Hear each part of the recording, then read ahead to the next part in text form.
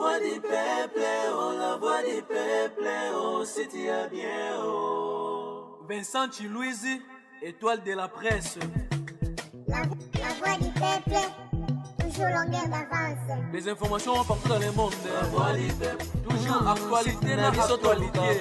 La voix du peuple, maman Nangaye, oh yango la voix du peuple. Avec Vincent Chilouizi, ils ont la émission de la presse. Salut et bienvenue, chers amis téléspectateurs, dans votre émission Les News Stars, dans la chaîne Abisso, La Voix du Peuple. Une émission où tu as des célébrités dans différents domaines qui se distinguer.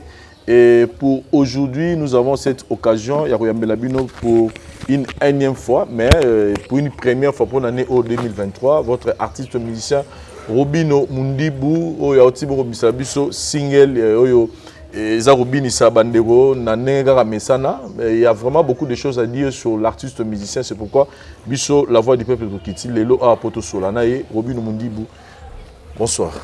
Bonsoir. Et Hervé. Merci, pareillement. Et bonsoir à tout le monde, tous ceux qui nous suivent à ce net moment. Hervé Nabino.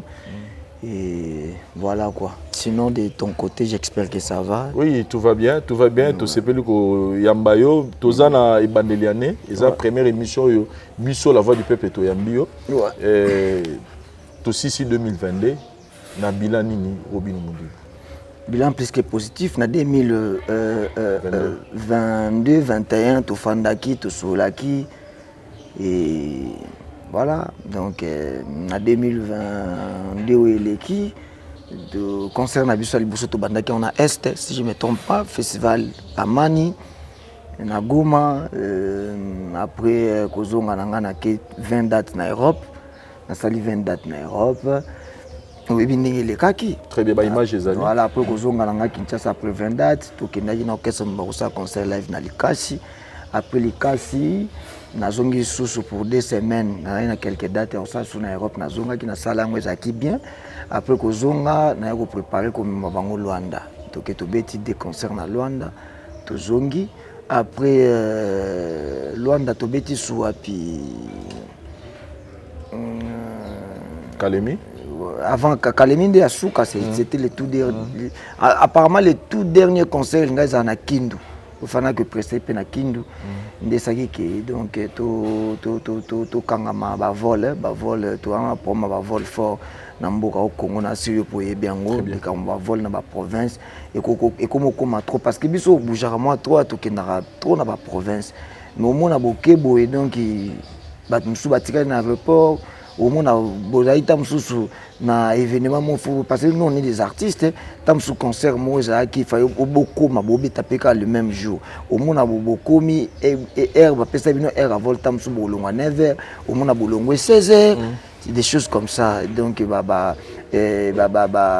au moins bon ça la propreté donc na on dépenser trop pour na ba société oh y a ba aviation c'est pas pour l'autre fois na Goma to rattraper ka ba vol boy pendant une semaine net ça peut quand même pendant presque une semaine fait aux les 30 na zena concert les 31 fait aux les 30 na ju vol et même les 31 wana ko mati kindu ko prester mais na kendate donc ba fan na kindu bazaki ya kindu bazaki très grave dessus et bon les a faute na ngate na pesa ki ba raison puis na l'accès bango ba billet l'accès bango ba billet ndenge nini sari ke to ko beta te na kindu pona to rataki ba vol na concert à Kalemi quoi.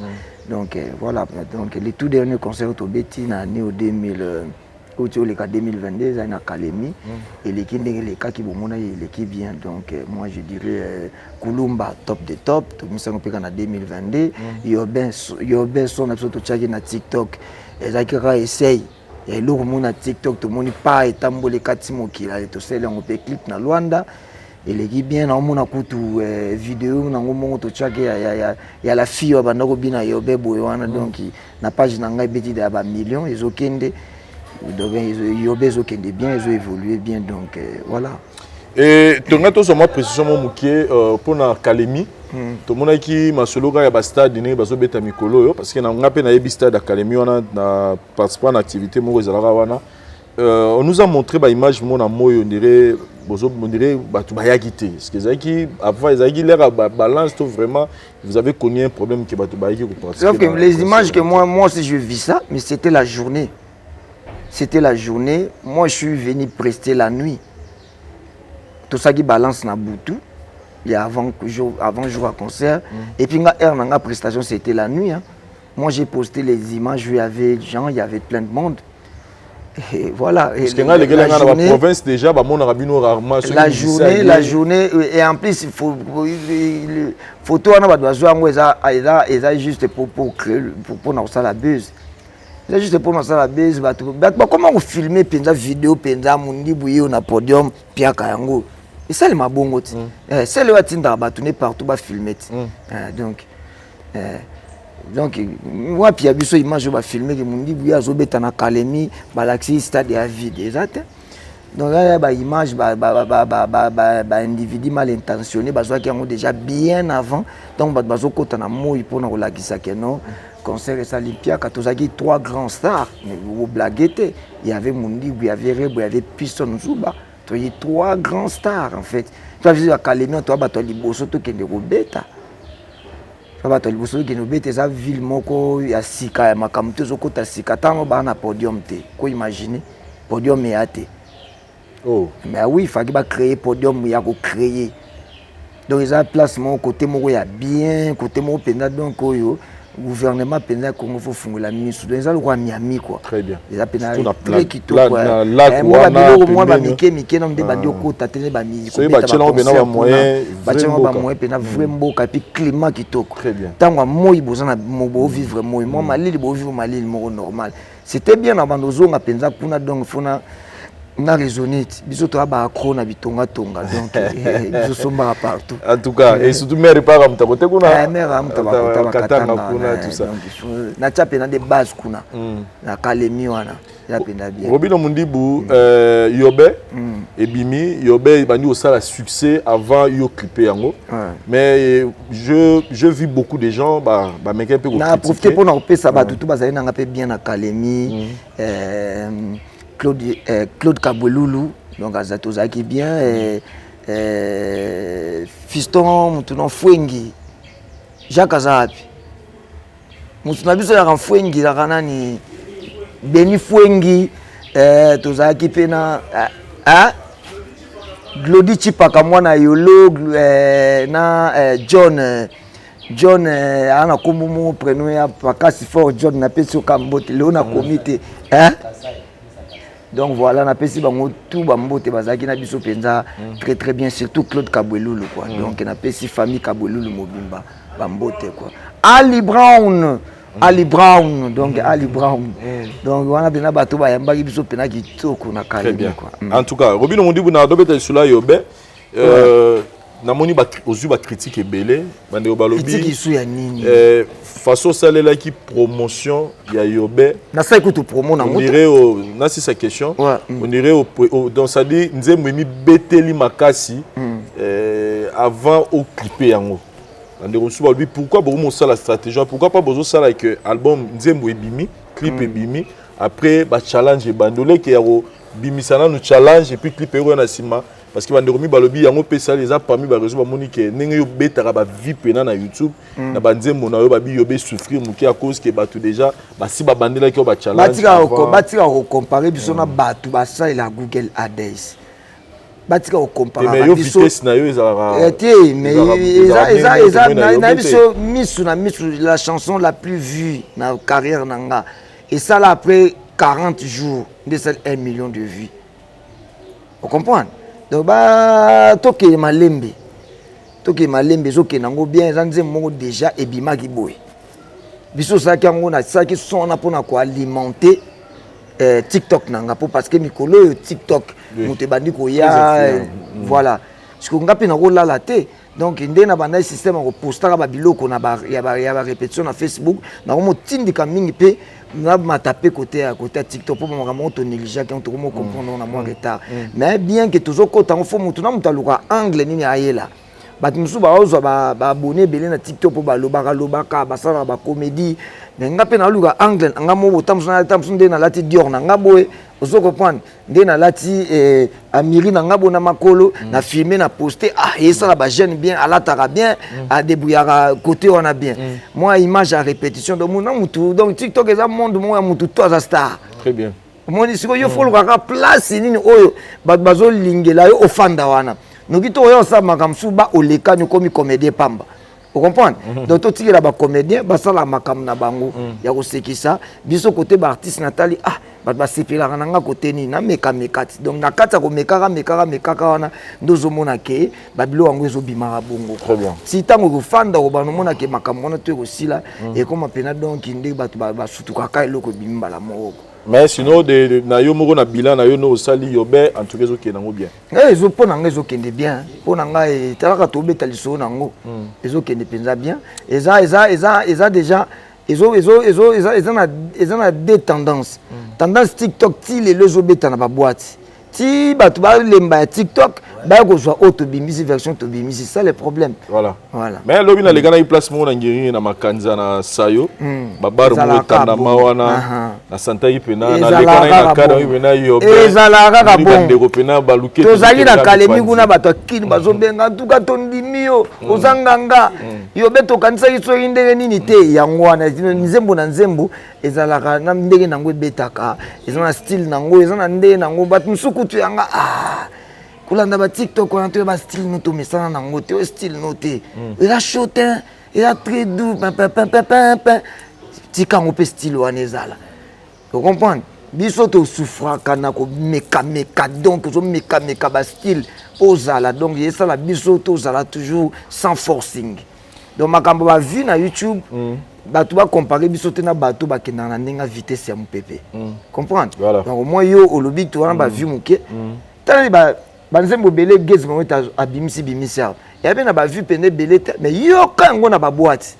tongwe kutana te tokoyoka borone zobe ebetaka mabe na kalemi kuna ba biloko na mususu ya omoninga na ebisa kangi mo kalemi na ndinga mukete mais so tala ngo na YouTube azo kenene normal moni aokene teke ya ndenge donc ozoki mwana wa shwana ku robino batongi yo trop batusutara de kumbu lobisi batuti baloba ke la fille on za transgenre c'est-à-dire azaki mobile comme ça moi si pour ya pena nzela zona courant ba nzela a mobile te bien que makamwani zo salema trop mais pena aza mwasi donc aza angolaise zozaki na Angola donc kena concert kuna azaki vraiment moi mystique moi mystique donc nalandi kutu nani qui est nani lité akanda zolo ba longole na clip pona kucha mwana mwasi wana nani non na longole lité akanda na clip pona mona gazo manquer fallait pour par respect et on a longola qui pe kada yeba keza pona mwasi wana te na longola catégoriquement pour ozo manquer respect na musicien makamso ezaka entre biso ba musicien koleka longola pe passeport na ye fallait bo memaye tout ça ouais c'est ça voilà c'est un peu ça quoi ngaso oza contre Fali donc yebake na longoli on a retiré voilà parlons de cette histoire sur oza contre Fali Robino donc yebake donc tant na monaki ke asola mabe natake na kotambola jamais na mutu mobo asola na mukolo mobonga na respectaka na pesa ke ba respect belé tant que musicien et en plus yo yaka na la porte na nga o yaka otoke banzala na kabela ko ba 200 ba 300 siko yo le kana ba télévision o manquer mutu mobo o nga na respectaka lokola za mentor mutu mo za mentor na nga parce que fallait pour de l'autre côté so ba tang ba père na nga na musique fallait pour papa za père na nga na musique donc ça yo zo manquer fallait zo manquer père moko bo mutu mo sala nga confiance na carrière. Donc c'était ngana za bongo na ba journaliste c'est belé donc belé na kena ba émission na bango te juste ka bon entre biso ba musicien et les kaka et ça va polémique c'est entre biso mais ce qui yo mutu moza hors musique oyeba passe ya musique te obani ko kota ko ya ko dévaloriser ba artiste surtout ba artiste moi minene bongo en tout cas donc yeba ke nango za posant un problème quoi akanisa te ndenga za na rataki te arate pena makambo belé quoi arate pena makambo ebele donc nga mutu na ye pena kolakisa position na ye genre ya elongi na ye azaleli genre forme na ye azalelaka quoi parce que c'est un permettre ngana loba à un niveau te ngana ko lobela mais niveau ingratitude ngana monele pa na en tout cas garçon na robongate vraiment garçon na robongate ko OK na te yaki na bengi na bise neni yo kenaki boye solo la ka boye ke na ngo propre au continuer chemin na o andi bi pe na solo la pe lobby na ngo bona moni tabande ba manase bazong tele passeport na comprendre te ba nyos te za raté à traiter parce que ba lobaki nyos tu ya vie faisait raté à traiter en fait vous comprenez donc voilà na ba image ngam na dépenser ba mbongo ya ko futa même à côté na clip na longoli na ba image na e to remplacer mon na moi wana. Voilà. Donc, ouais. Merci beaucoup Robino Mundibou, message est passé. Na lisolo ka ya fali lobi kaka ke bato baro ke ninga fali mais na moment to sur na yo internet eza ko pela moto pour na kombo na yo où on dit que Robino Mundibou déjà na fali pour ba beba na kala. Tu as été traité comme un traître pemeni ya fali et au Kenego Luka Inos bi na ndaku au ebisi que non Inos bi na ye ndeko to solo la à mon égard, moi, si je peux en expliquer ça, ils ont bêta mandé au moins ça les vidéos. OK, dans ça dire, on s'est rapproché dans une autre vidéo, ils babuli misi, ou ils d'ailleurs coup tu fali, bana la ranga featuring iti lelo, azo pe sanga featuring te, na moni ki nazo bebana, trop na batu, du kolo akomo na ye, nga la lengi na nga bongisa, de na ye osenga yo pardon, nenge pe nazo le soki na longwa nazo qui n'est pas faire rigola, na senga pardon. De là na ye comprendre que fali poupa azo ma carrière na erreur ça c'est ce qui se dit na niveau internet mais na quand moi déjà discours na yo peuple fallait ozo keneka avec Robino Mundibou relation on a fali pour présent ningeni et puis qu'est-ce qui se passe au toyoki que Inos bi apesi au contrat donc makambo nyonso eboti kaka po na remercier Inos bi na télévision na bi merci na ye pour apesi nga cop ya kebeta na kalemi yango eboti ba problème tout oyo tozomona oyo ke nga na za très ngaboye bato ba yeba je suis artiste et c'est ma musique qui me nourrit avant tout. Vous comprenez? Et tant que je suis artiste na yebi passe ya musique et na valorisera toujours ba artiste oyo mutu na mutu a ozwaka valeur a kozwaka toujours valeur ko te pa nanga na oyo azo mérité. Tous les artistes, concurrence est loyale, bah polémique est alaka, mais à part ça, on reste des humains. Et puis, tu es bah que mutuna mutu, azarana jarian, azana nature nae. Moi de nature, je suis pas quelqu'un ou azaka ingrat. Nazaka na principe mo na tambola nango avoir la gratitude. La gratitude c'est le seul moyen d'apporter du mieux à notre existence. Vous comprenez? Ouais. Donc voilà, yango mona tamuta salinga moi geste moi tangika kombo nanga bien bona télévision, obona ba na poster na komo lobela pe bola munena mikolo pour reconnaître nga na ve na biso frère gola tozwana ka problème ya likamba tout ni question yebi Robino Mundibou ayebi ngata kimi na plateau. Nde tozwana problème wana na mokili. Na émission papier mboma banda wana nde banda jour wana na comprendre que vieux oyo za ingrat ingrat ayoka musique na nge pa na ye abetaka tchana no boye pa na ye pe tu azo la magie ni po makambo ba nimate bo fanda nanu e comme la rabiso na matoi ba vieux musu bazondima ba vieux kofi bandima ba tutu bandima mais ye asali loko na moi marque en plus vieux na nga ya wenge nde parlant na comprendre que toza la boye. Parce que nous avons vécu en gratitude. Je suis un peu comme ça. Acceptez-moi comme ça, je suis comme ça. Pour souffrir bongo en fait. Nous avons ingraté, ingraté. N'abêtez pas où rançon, mon côté monanga ko finga où rançon ko manquer respect. Mais bah ma bé on a vivant na maison mère boye bien ngote. Na caché yango. Onyo sunga na vivant na bomba yango. Na beta voir même pas d'eau à Congo ti lelo na tanga komba do Congo. Na beta e pa ya tutu kaluji ti lelo na tanga komba kaluji. Bosubo yokanga na tanga komba kaluji mabe. Do a Congo mabe. Na tanga ko ba kombo na bango ba ebité ke na beta kuna. Mais na tanga ka na grandeur nanga ba ba ke na leka quand même na Nzela. Je suis comme ça. Nga na fanda gi nanga.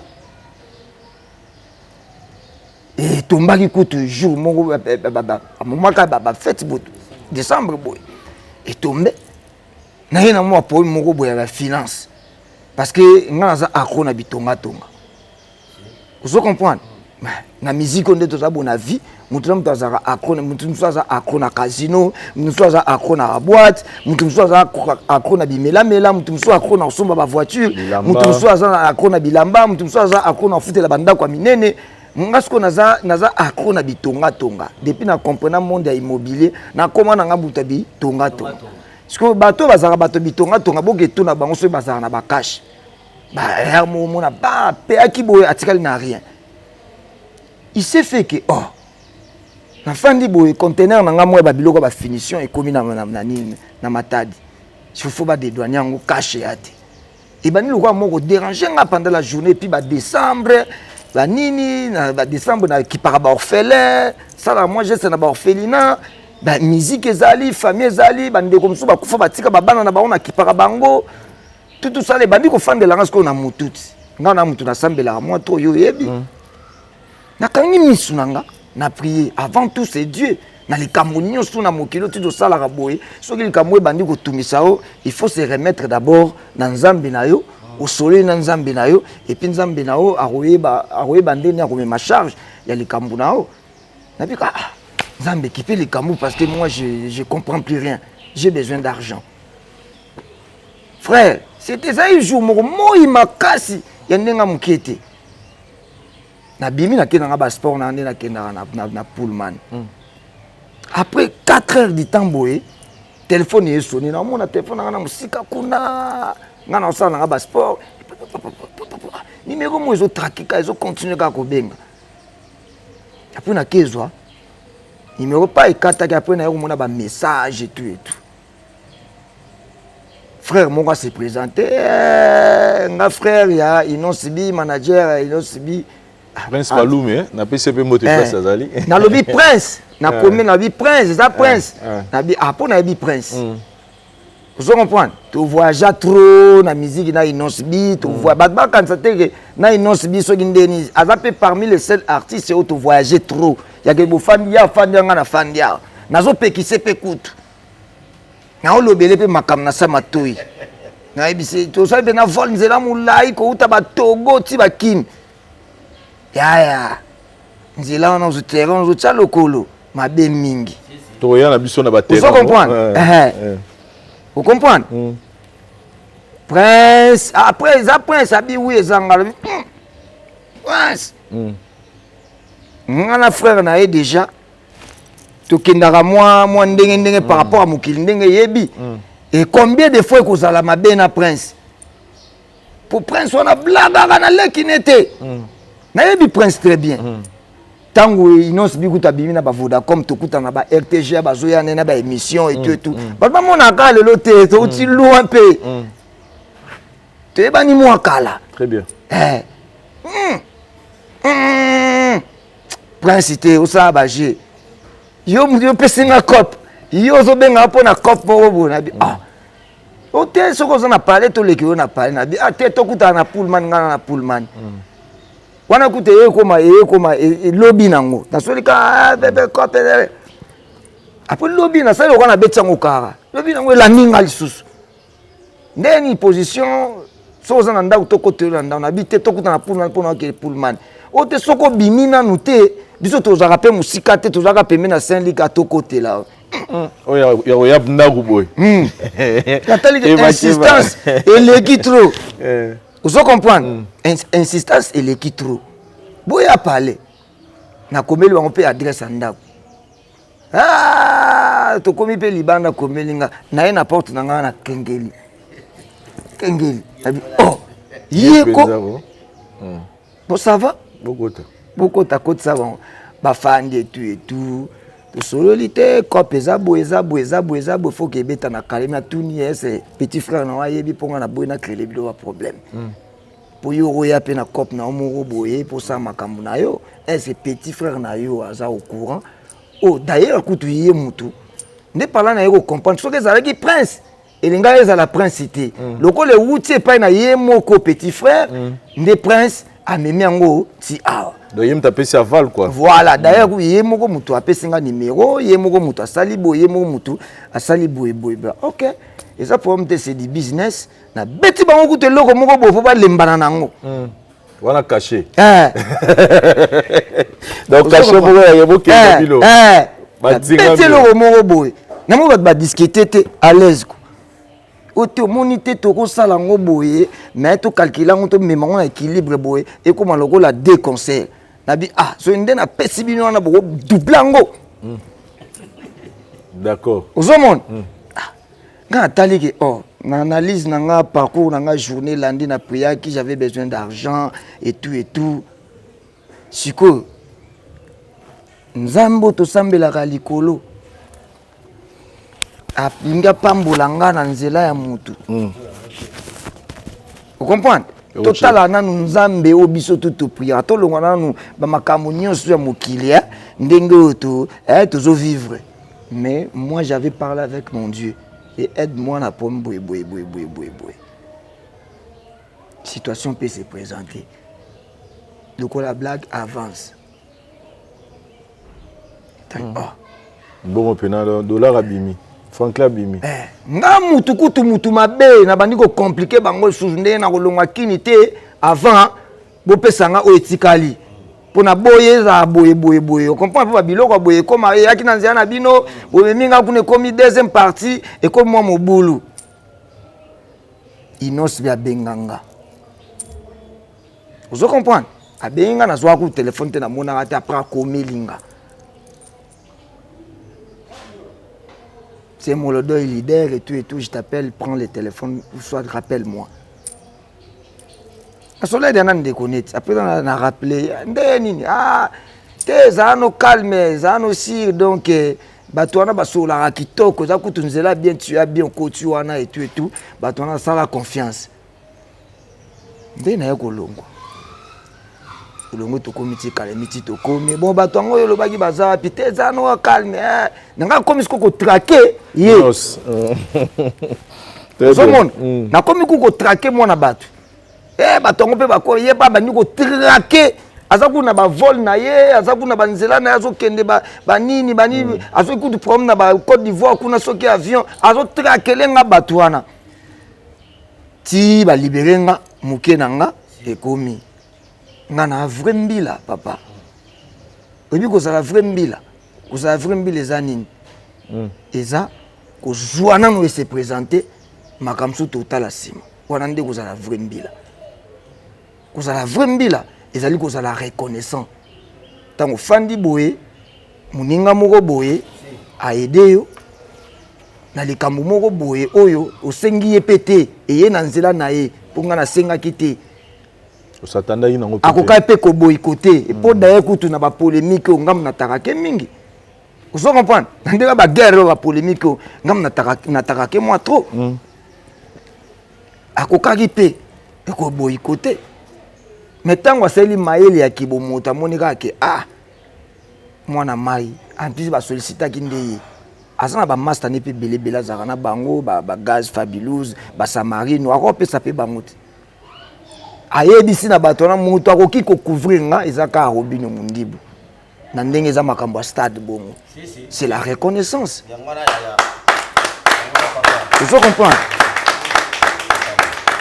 et moi j'ai été toujours reconnaissant et nazara na gratitude na bato nyonso ba reconnaître nga quel que soit niveau na yo quel que soit oyo zali quand tu me reconnais en retour je te dis merci je te reconnais aussi je suis comme ça très bien donc au moni pour mon côté oyo mais c'est pas que yo genero dans tout ce qu'on a écouté là donc carrément ils a fond siko nde na ye siko ko na satanda lite ke likambo yo e robema keno fali babeba na fali yango ake ko sala boye papa yo na mboka oyo na mona ka bango nde baza ba prisonnier nde bazala ba prisonnier koza na mboka o musicien oza na problème na fali moza prisonnier c'est-à-dire ngana mona ka bango nde bazala ba prisonnier ce ko ngana envier ko comme prisonnier ko la baza ba prisonnier c'est ngelo banini en fait au moni mutu nyonso azala na problème na fali soko za surtout congolais au vivre na Congo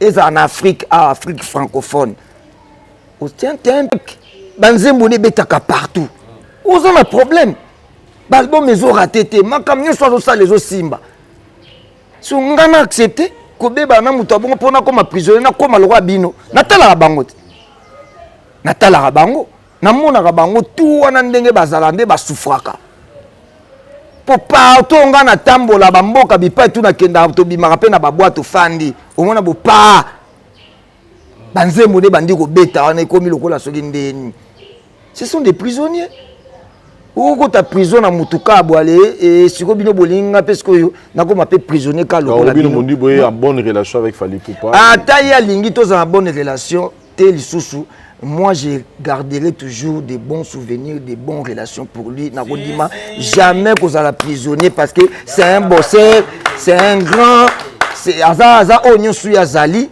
donc moi naza toujours na intérêt. Mais ce qu'on est musique à Congo comme Mema Bisso, musique à Congo Mema Bisso déjà tu as dit que Inos Bi n'a fallu en tout cas bazar en froid. Parce que Kozana Fally au même moment déjà quand tu dis ça déjà c'est là pour tout le monde qui a la caméra dans mon qui dans la monio déjà filmer Rebo na che azo filmer Rebo c'est-à-dire que comme c'est impossible c'est-à-dire que tu es bien yona Inos yango na boya Kozala prisonnier ngala zaka yokanga omoni ngale pardon tikanga na na kozalaka prisonnier te tant que nazo vivre na mokili na kozalaka prisonnier te mwana wana Rebo donc nakutani na ye yeyo na ko filmer ye tantine je peux pour na ko filmer yo asala musala est bien elle est belle aza onyo suyazali tu nakutani yeyo ah Rebo mona na télévision yeyo na ko filmer ezape ndenge moko na ngape nakutana na singila. Ah oui, magicien, abenga magicien. Ce que tu fais là, c'est de la magie. Singila, tu kuta na bandi ko filmer nga snapper. Et c'est nga na legi singila. Non, ils ont sentiment na na kuta na mombi, to kuta na mombi na Goma. Ah moninga bandi ko ya papa, mes enfants, bengi bana na na appel vidéo. Bana ba crier wana. Vous comprenez?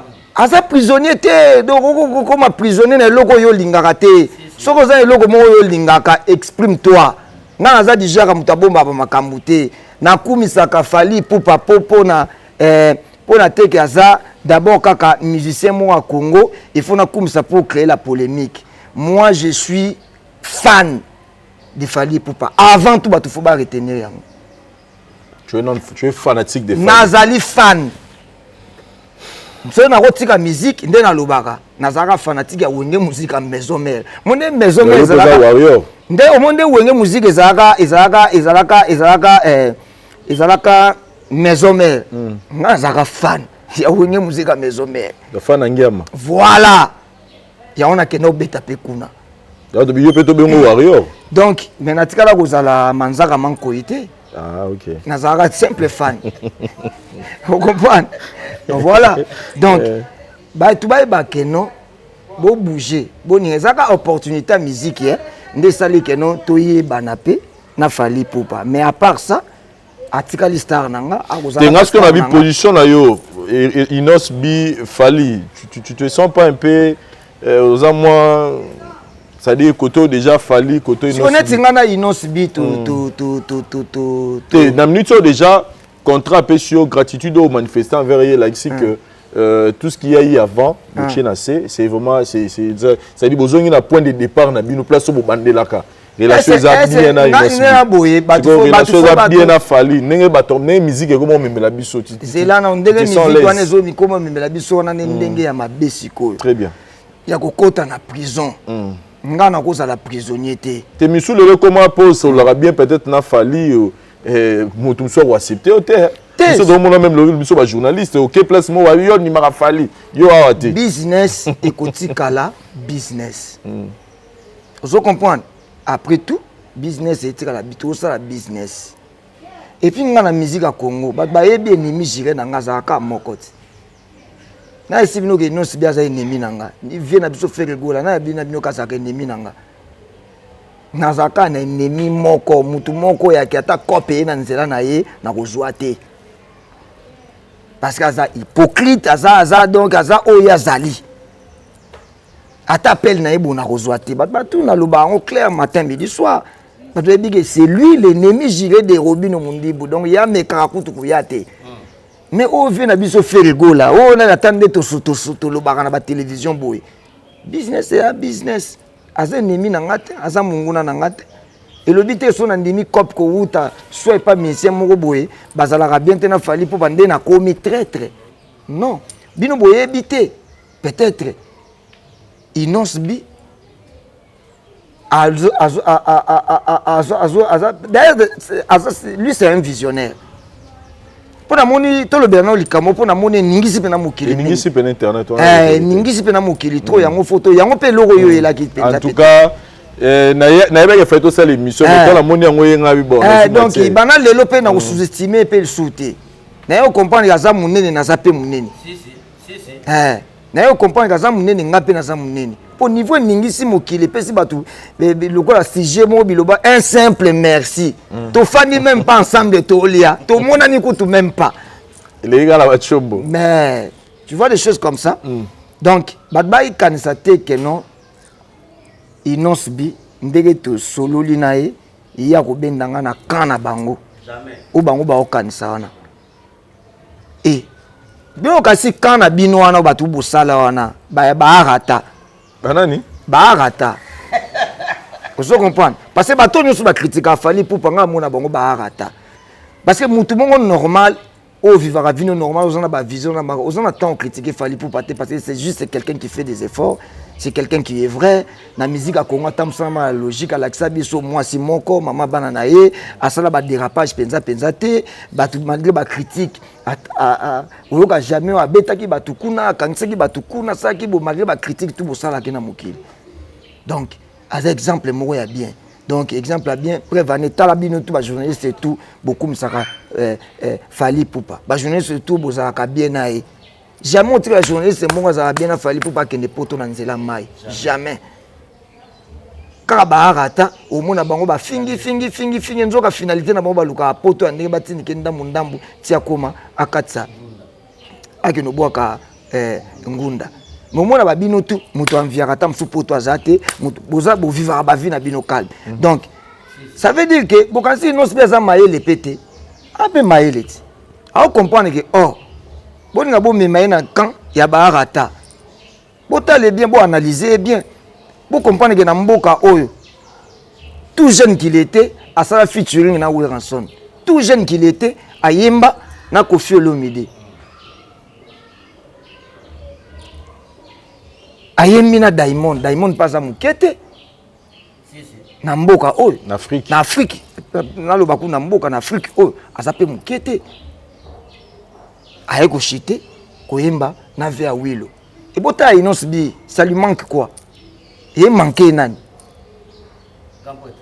et manquer nani ils ont manqué nani on comprend petit akoli a comprendre que ana komi papa nde na aboye en tout cas na vision nanga nde na abo en tout cas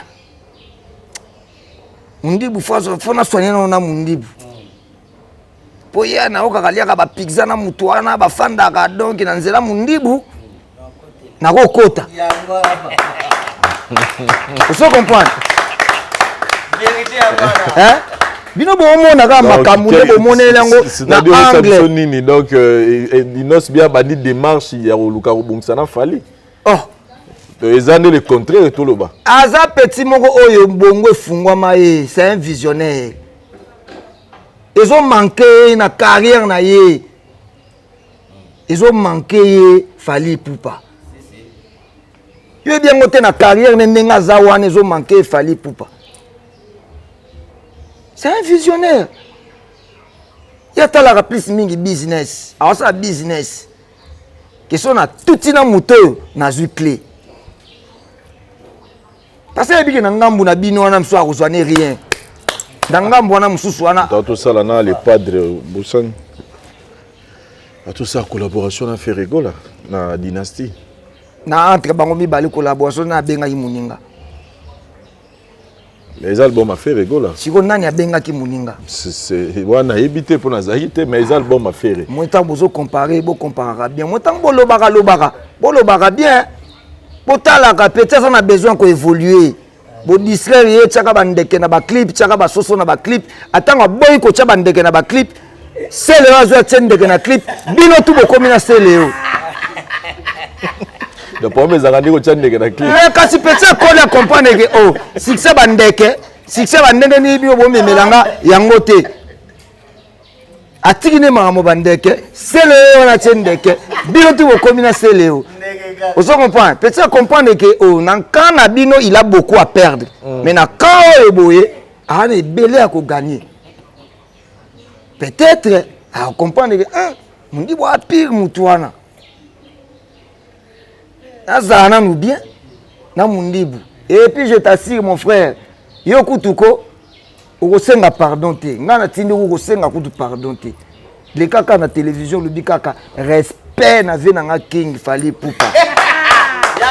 Ngamo na ozona maboko inde na okeno tsepa fali pona biba coin toi za swaza na kin na biba coin toi za la. Soka na Paris na biba coin toi za la. Na oya no ti inde bo fali pupa benga na biso mibale. Bon, déjà, Natala interview Moro a Fali où il parlait de Nosby. Elle reconnaîtra un peu déjà que. Autant que c'est un pardon et que ça les mois kilo. Dans la lobby n'est qu'à l'ouara respect. Na Fali pour parler King Aigle. Ngamona ozo inde.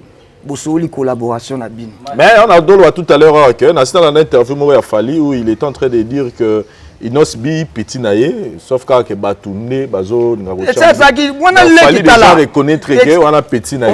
Moni Inosbi lelo oyo faisabilité à to soit que de na fandia wana zo kumsi na sa nini ngaza muto kaka na chaka mutu na place na ye mona mokilo ya lelo yaza awa on comprend tozana ya liboso Fali ya liboso Fali biso tout toi na kati siko tona mwana moko leki na biso mo asimbeli biso makambo azawa aza point moko bope important na musique ya Congo. Vous comprenez? Azana mokili ne moko boye monde ne moko boye a créer ndenge na moko bope aye ko s'imposer na musique na a structurer makambo na ye ezokende bien. Ngai na ndenge to solo lika na téléphone ndenge to komi ko solo la ndenge na banda ko te ya epe pona te ya mingi azaki petit muke succès ya makasi ozomona afani na ba vie moko bo mikolo ba bise sala boye sine mutuana sala boye ko peso makambo oui certes et pese makambo après kumbi bando meme nil para comment zonga mutu oh na liaka na talent na vivande na talent. Nasi na yembi na Virambo, na yembi na Vinconi, na yembi na Via Wilo, tala nanu. Yo ezange mutu moko. Wana vérité papa. Ezange mutu moko. Voilà, mais souhait na biso. Ah, pe batu ba ozasu ba baloli bo apesa ke cop, po bondele pa Fali pupa. Batu pe rolo ba bongo. Bon, kasi ba oyanga bazu ba baloli na anglais na bango. Mais si c'est pour l'unité, ma belle pesante, ce que ça pour battre bayo. Mais tolingi unité na musique à Congo, c'est ce que nous on en a besoin. Au fandi boy, moi na maya bengi apesi au cop. Vous comprenez? Nzamba pambola kaka mutu na sima ya mutu. Okobi kaka na sima mutu, na sima nyamate. Ngana fanda na mukilio na obeta musique, rêve na ngezalanga na kende poto, mais na ke beta musique na poto. Mukole boso na kende poto, na kende pena na ko beta musique. Mais na ba 2018 déjà na zaïde na opportunité na ngamo ya okende poto na famille kuna. Donc c'est pas que Fali à sala que yo ba okende poto parce que ba trouver lobi bongo ba bi que non so romo okende poto lelo c'est grâce à Fali. Bon, c'est grâce à Fali prompte. C'est grâce à Fali. Mais Fali nzamba sunga na nzela Fali na koksa rêve nanga. OK beta musique. Voilà. Rêve nanga za na kende poto ya ko beta musique. Na kende na salle moko bonde na mona bango tuana bakenda ba première présentation na bango na ba présenter bango na ba salle minene mbala moko ba bazo crier ezaka rêve nanga siko nani akokokisela nga rêve wana na tala nga mo pe mundi buchana na ba misu na misu ba biloko nyoso na beta mais na ko longa combattante na ko beta na olonga combattante siko faut le kana Canada nani e ya na Canada Fali pupa nzamba pambolanga na nzela na ye. Vous comprenez? Na kozalaka reconnaissant nango toute la vie. C'est de la même chose de na fandi boy moi na mai moko ya musicien. Apé sanga cop. Naza la reconnaissante. Asenga inga ngutu même pas. Kina le kana TV na remercier jamais. Dans mon atali que oh ba makambo belé le kana TV fona mema onde na télévision. Très bien.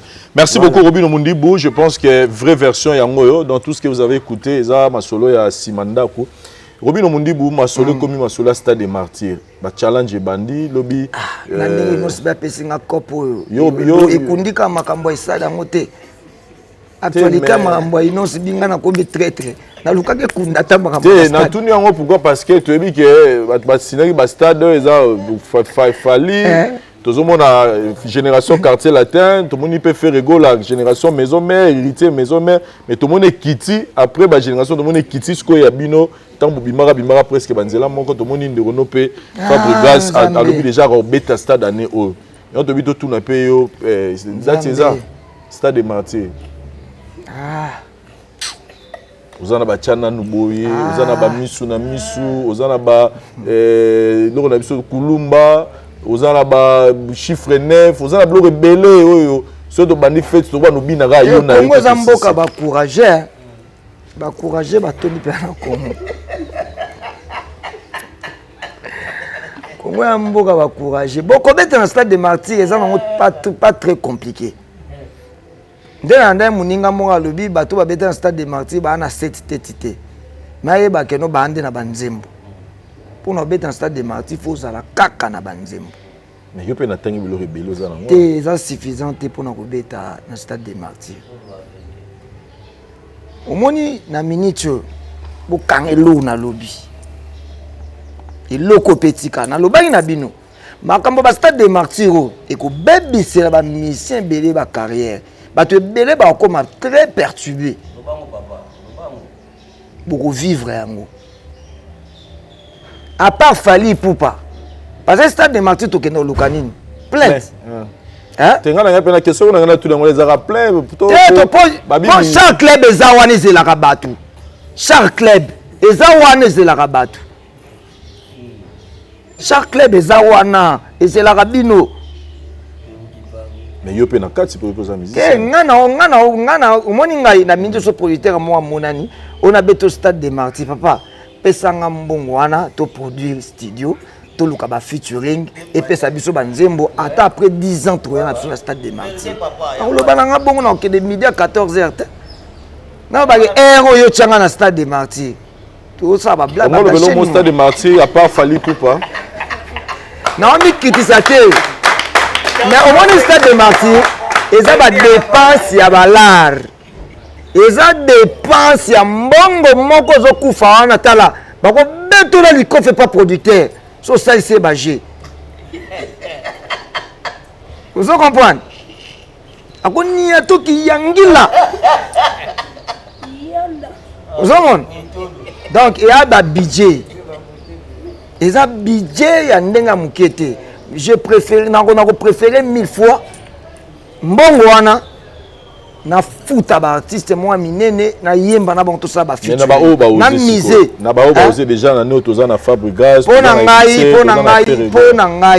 pona nga muto akotonsa sa stade de Martyrs wana après Fali pour pesaka Moïse Mbi finish oza série voilà na lobino muto après Fali Poupa muto akosala plein que mbongo ekoti ba sombi ba billet tekami ya jui producteur a jui l'état pas jui pour l'état ça na pomte l'état so soit na hier l'état coûte a soit na hier bino ba bo dépenser mbo perdre mais c'est muto ko ça que l'état lié mbongo ya ofilete après Fali pour bezaka Moïse Mbi na miso rotala à part ça le va peut-être mutu moko boza na ba magie na ye vous avez makambu na moko boye o sali ba jeune moko boye na ba stade de Martyrs on a pour tout ça là mokilier mo. Donc tu veux nous dire que bateau tout ba tie ba date il y a 2023 oyo ba otondisa na bango te. Selon parce que les musiciens ils vont mesurer température. Ba otondisa ka soki ba sali ba nzembo. Tant que moi temps ça. Tant que banzembo ya te tika na. Tant que nzembo ya te tika na. Mais ça moko par exemple Ferrego là a déjà plus de 16 ans de carrière, ça la banzembo ba boîte noire ba. Akendo ko meka on na Shark Club. Donc vous avez conseillé Stade des Martyrs. Té naza catégorique. Ameka na Shark Club. Bilo mususu ba kutina ba risque moko boete et ya osalo donc comme le kola mutu. Bon héritier mutu a osé déjà beti moko sur quoi lancer ami balayé puis azonga sima. On appelle ça un point de vue nangati. Parce que vous avez ancien à maison mère. Ouais, vous avez point de vue nangati. Tant que banzembo ezate eza compliqué. Eza nango makambo magité o luka basa soki ndeni basambelela basa soki ndeni nzembo. Soko za na banzembo na yo bana lelo bayoka ngo na ba téléphone ba chéri bayoka ngo na ba téléphone bazana eza nango ebele eza na répertoire on ebele. Autant ça nous stade. Autant dit ça na yo c'est compliqué te autant ça stade. Banzembo. Il faut en a 10 minutes tout mais faut zalande na banzembo e betaka. Oyo kotini oza pena star. Et là comme ça mutu star, eza banzembo ba tibo za nango. Et Moïse Mbie comme taza nango pas fali. Moïse à part fali na mboko Moïse Mbie. Et puis Moïse sera au stade des martyrs on a beaucoup na plein.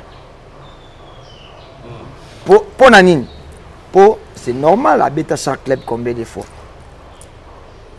Parce que place est compliqué à battre tout le stade des martyrs à chaque club.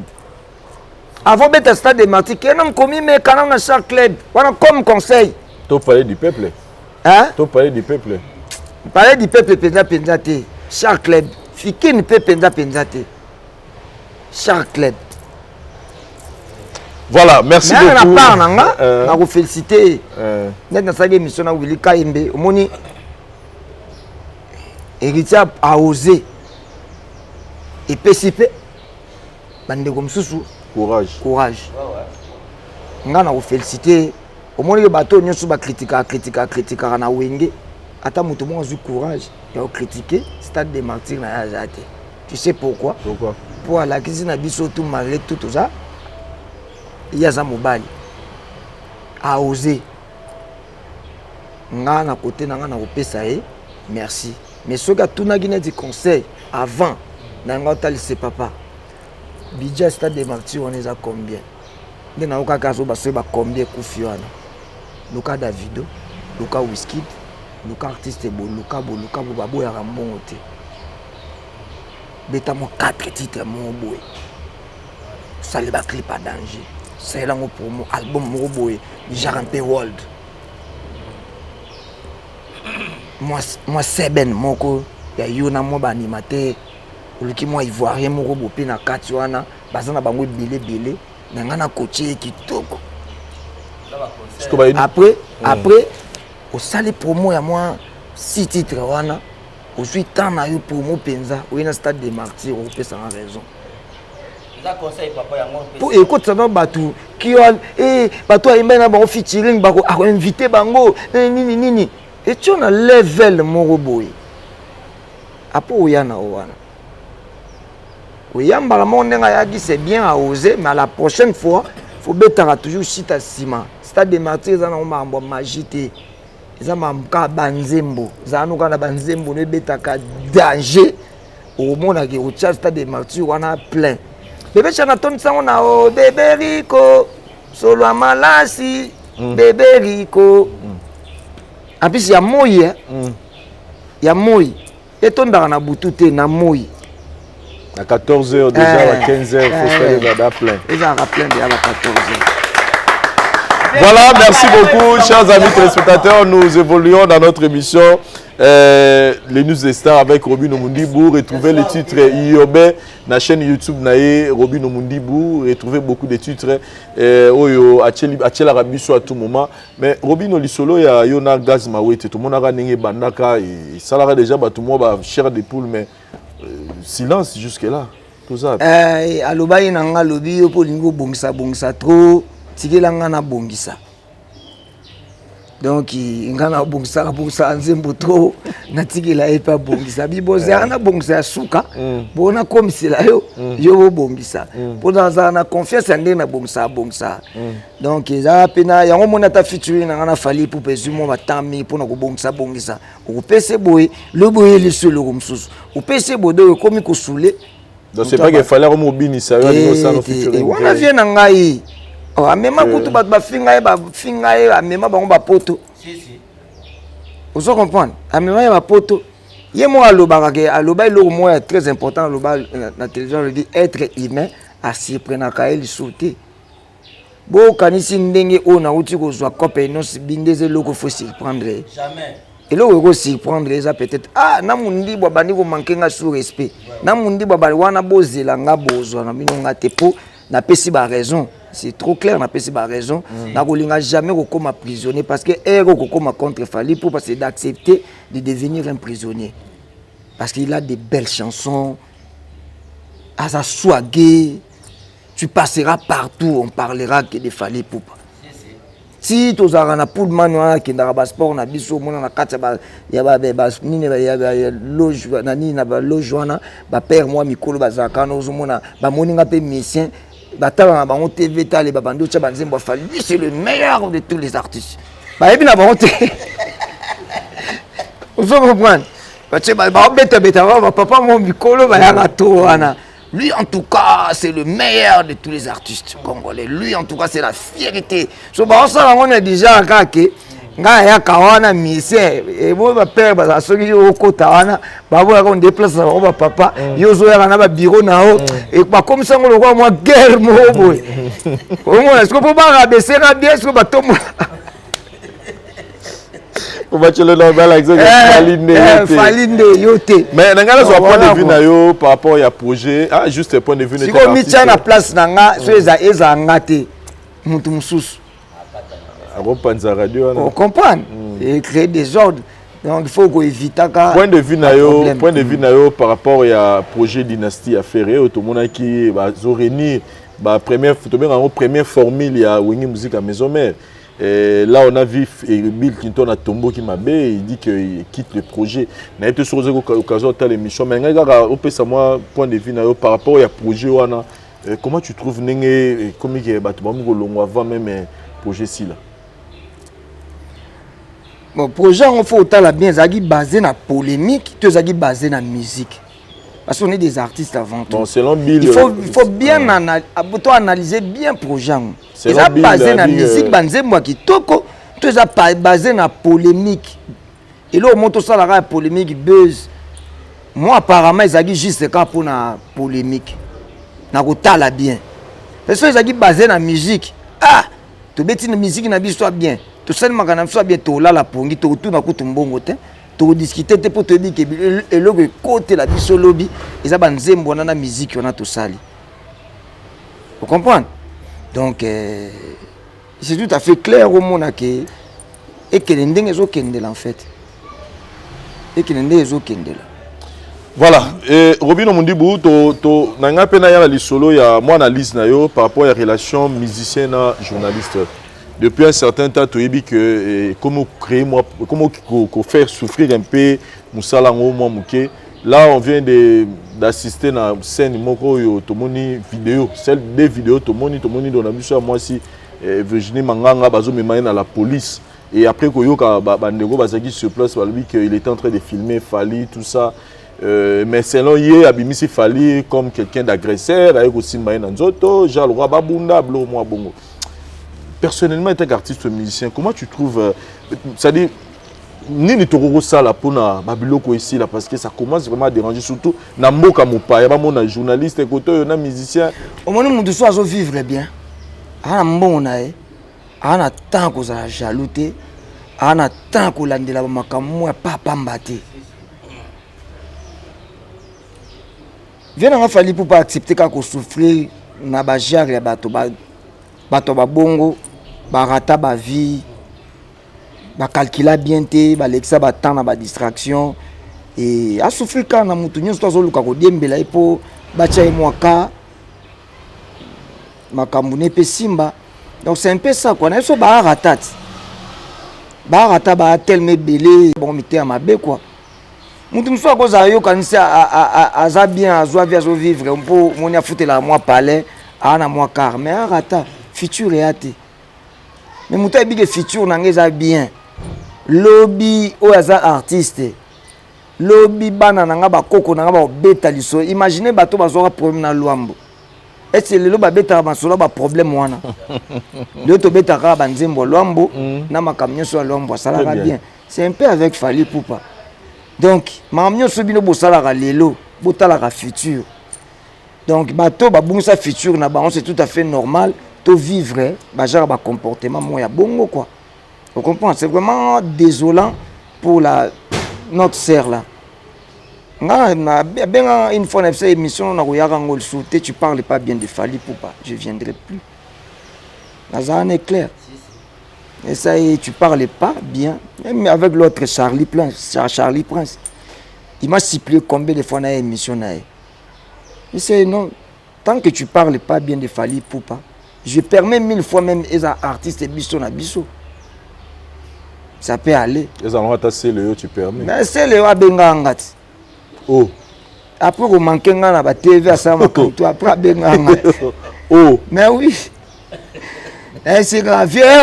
Moko sola qui ma belle moko pour ne pas intentionnalité. Amzo azara boso la bozo enregistrer yo et tout pour aluka créer. Moni bateau ba vivre na ba buzz.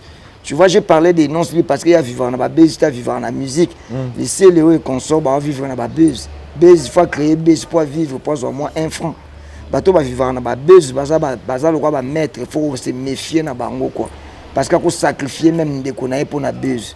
Parce qu'il y a business n'est ngwana. Biso vivre dans la musique, biso vivre dans la buzz, tu vivre dans la musique en fait. Très bien. Donc bateau va buzz, bateau va bon vient dans Fally Ipupa à continuer toujours aux arans à grand cœur. Oazala nango ebake na mboka na biso Congo ba rata baza ebele. Ba ti na poto bazali badoka mitu ba rata ba tellement belé na yebi ka comprendre pe bango yebi pe ke za bongo en fait. Munu so ko ba ete ngana za rata te na vivre vie na nga bien te ko za la po vivre moi bien mon rata. Rata eza mutu za na futur te. Très bien. Atala ka loin te. Dazo baby salelo za ko yozo manquer Fally Ipupa lelo za na futur te.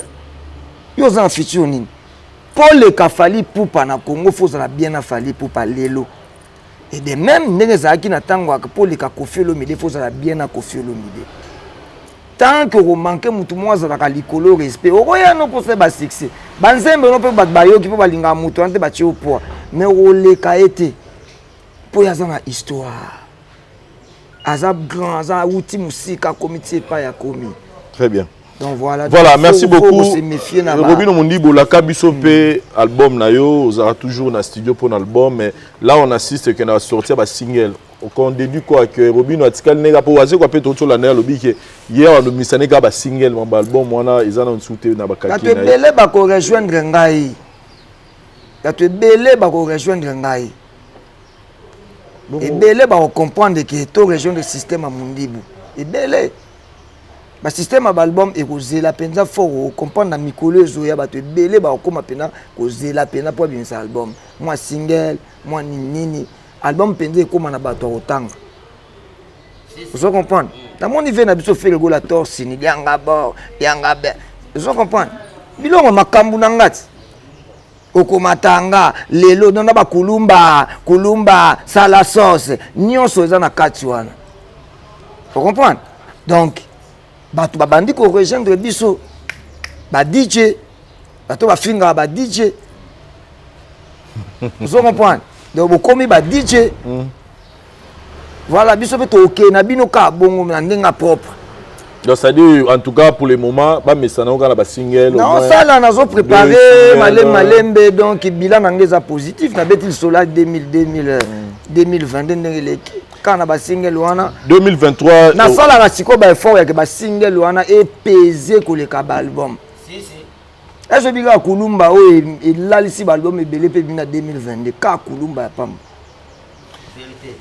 ko beta beti hein toi ça va sincère vous comprenez donc na sala pena ba effort ke single wana ezala penza donc ta banze mona ko ba bina nanga mona niveau timba tchana no bomo na niveau timba misu na misu nazwaka penda temps so ifo ezwanga inani ozwanga inani mpona préparer ka single wana moko parce que nayebi ke donc il n'y a pas Félix choisir la stratégie azui wana eza vraiment maman na stratégie quoi maman na stratégie stratégie bien en fait pour les autres comme dans la plateforme oko s'attirer bato lito ita mokili mutu to comme star faut bayoka bato tout ba fi ya TikTok faut bayoka maramba oloba ba bina na TikTok bato pe faut batala bango nde babinaka mokili za su ya yo moko te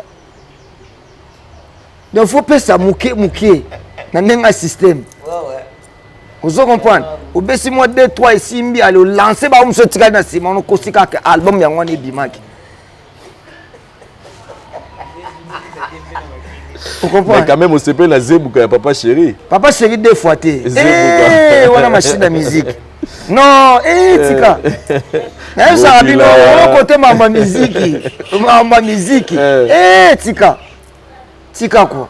Dès que mon sac a manqué, on va respecter trop mais bon.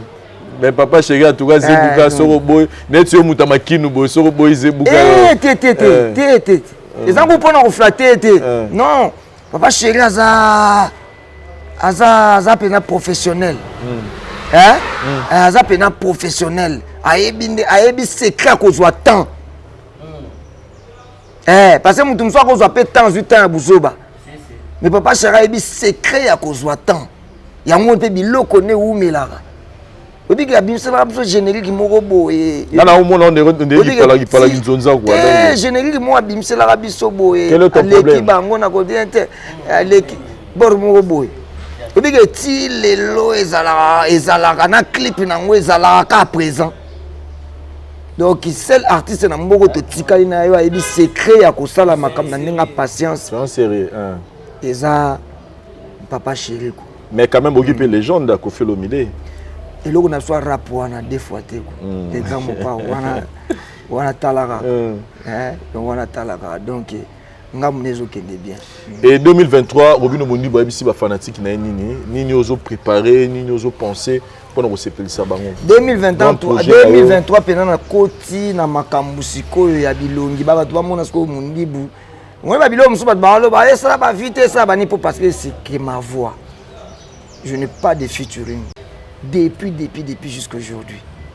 Jusqu'au 2023 on a bandi penza donc qui commis dosé ngandambu baninga pendambu ngandambu baninga ndambu wana elongia sika o bat ba omonela Robino Mundibu. Donc bientôt la projet na ngana Gaze Mawete aussi là je dis projet na biso esili omona projet na ngana Fali projet na ngana ba jeune frère na ngam susu ana réalité pe sika to surtout ka pe to moni projet mo yo na Inosbi. Mais pourquoi pas Tobete loko danger. Pourquoi pas Inosbi na otala yo bon. Pourquoi pas Tobete loko danger. Ça m'a bête. Kakeza wana. Mais ba hérité Watanabe ba tout pourquoi pas. To me ko sala effort ya ko luka ko changer longa musique. Et longi wana ya ndenge to tikela ba o wana nam. To tikela no ba o wana ba zana no bongo na makam na bango. Moi tozomona pe sort na bango. Ba concert moins ba na ba difficulté makambo ebele ba benga bango nulle part to tikela bango nanu angle na bango wana biso to yana côté to to kendela nanu oso comprendre pour petit na ngai Inosbi bon désolé ko benga ba petit ye mo benga ngai ya yango epusanga pe mo na benga oso comprendre donc massa na ngai Inosbi ye moko muto abengi nga esprit to na yango besoin pour na musique ye moko abengi nga nde loko déranger nga Somon, kubenga ka ndenga benga elobi mingi. Tamusu ya mona ngo rien, nga pona nge elobi trop. Très bien. Pour une fois na kala, ngam na benga ka ye na bisa nzembo na nga moko boye, na besoin basala vidéo, na benga mona masela nga vidéo kala. Avant ba ozobeta mabe, avant ba biloko ne tout. Asala nga vidéo. Moi tozala totala na ba stati, tozala penda ba bons amis totala na ba stati. Ata misu na misu mutanga mixango c'était son frère. Ndekone mutalinga mixer asa mixage ya misu na misu bilo na nge bele ndekone mutabane ko mixango Gizo mais oui Gizo zanga bambo na ngati lelo de la mix mususu vous comprenez en tout cas Donc 2023 tokotana mo mpepa sika moni makambo e créer polémique té. Ata na ngambu na ata ndena lobi bo ata so bato ba ekoloba en tout cas azala respect car na vie na ofali popa. Aza vie moko yo moko concernant po yebike na musique à Congo asali mingi osala mingi. Vous comprenez? Donc consciemment oyebi ko mango to yango te. Biso pe na part na biso muto bando boya opel susu azana été. Vous comprenez? Muto bando boya opel susu azana été.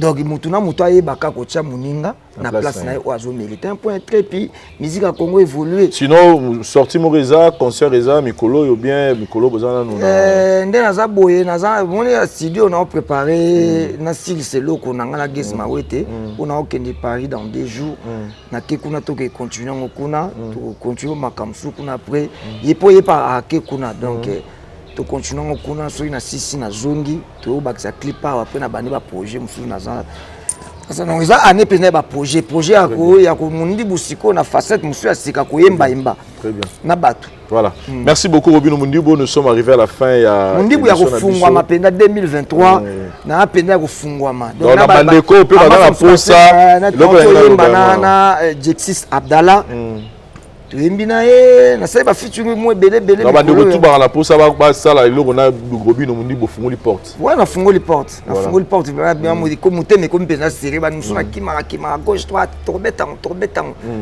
mais si ko pena donc na komi moi polele kwa baya na bango to travailler na biso moi bambote na badé batali biso bambote na ngai na le patron Bogos Abed Achour donc il y a Rosanga va jamais Guigui Palmi Guigui Palmi la Palmereux donc na PC bambote mon grand frère Ricky Sengele depuis Belgique mon frère et ami donc nazoya kala mingi te tozong samayangani Jires Nzeza Guerrier Félix Tigre Noir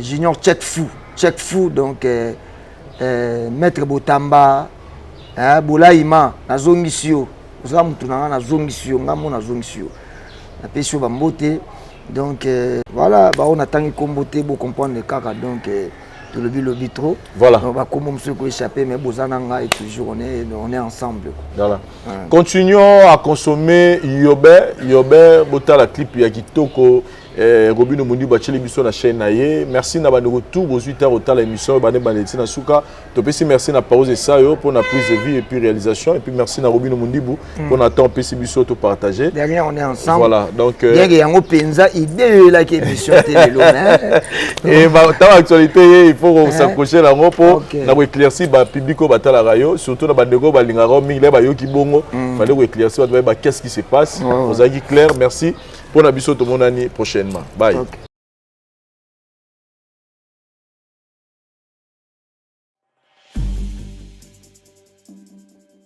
C'est vrai que la classe est la différence, mais cette fois-ci, la classe en chair et en os à votre disposition. Et c'est là à travers le Flat Hotel Tenasia. Le Flat Hotel Tenasia met à votre disposition des appartements équipés de chambres et suites avec un confort moderne. Une salle de fête moderne pour toutes sortes de manifestations, anniversaires, fêtes de mariage, réunions et autres. Pour ceux qui adorent la restauration, il y a un restaurant VIP à votre disposition. Un nightclub pour les amoureux de l'ambiance responsable. Un service traiteur de renom. Et pour ceux qui adorent rouler en sécurité et en luxure, le Flat Hotel Tenasia met pour vous une location des véhicules des marques. Le Flat Hotel Tenasia se situe dans la commune de Lingwala sur l'avenue Kalembelembe numéro 256 à 2 minutes de l'avenue Libération ex 24 novembre.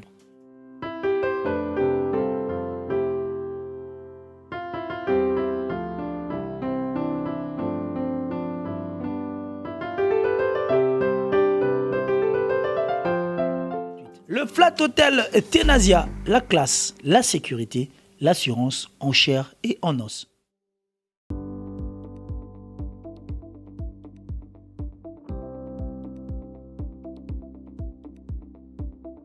Mbote na biso bandeko, ngai Dr Pichu Tondele, naza pharmacien ya formation, nazui formation na université à Kinshasa na faculté à pharmacie et puis nasali ba master na niveau ya université Marien Ngouabi pe na niveau ya Canada na transformation des agro-ressources et puis préparation ba cosmétique thérapeutique naturelle. Nazali ko œuvre na laboratoire CRMTA ou ezali laboratoire médecine spécialisé na production ya ba phytomédicaments, c'est-à-dire ba kisi ya partie ya ba nzete na biso ya Congo.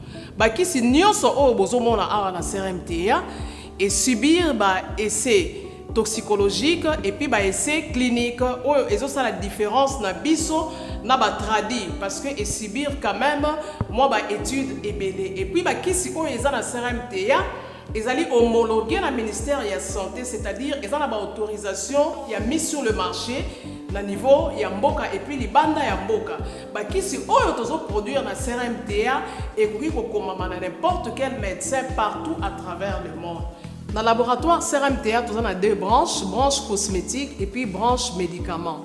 Dans la branche cosmétique, nous avons dulci au collagène, pour ça il y a un sérum, un savon, pour le traitement il y a un tampon, un ndouta, un ride, un poche et puis un cerne.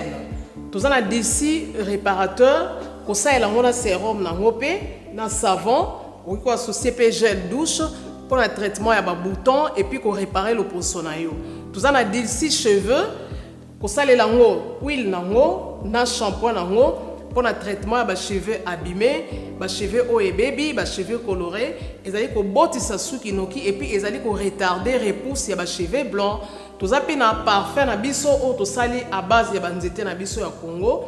Spécificité nango ezali ko kitisa yo stress na kati ya nzoto. Na branche médicaments tous ali na méamycine, sirop comprimé, ou ils ali kis na biso ya ba mib, ba levure, ils a anti-poison, ils ali ko traiter ba problème nyonso. Il y a les boumou, tous ali na kis na biso diazostimule, ou ils ali ko traiter ba différentes formes d'impuissance sexuelle, tout en éjaculation précoce, dysfonctionnement érectile, manque de libido, azospermie, tous ali na kis na biso zingenalis, suppo na comprimé.